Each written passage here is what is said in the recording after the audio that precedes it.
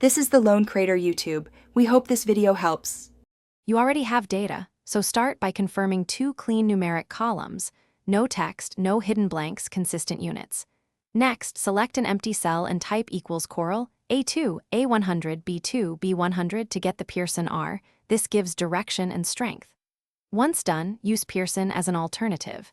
Make sure your ranges match and exclude header rows. If you want a formal test, enable the Analysis Tool Pack. It prepares regression output and p-values, so you can move from a simple R to statistical interpretation. Once you have R, visualize the relationship. Select both ranges and insert a scatterplot, then add a linear trend line and display R squared. This helps you see patterns and outliers. For more detail, compute RSQ, A2, A100, B2, B100, slope and intercept, or use Linest for coefficients and errors. If you need hypothesis testing, run data analysis regression to get p-values and confidence intervals. These tell you whether the observed correlation is likely from random variation or a real association. To finish, clean up the chart, label axes, and annotate the plot with R and p-value so readers see both effect size and significance.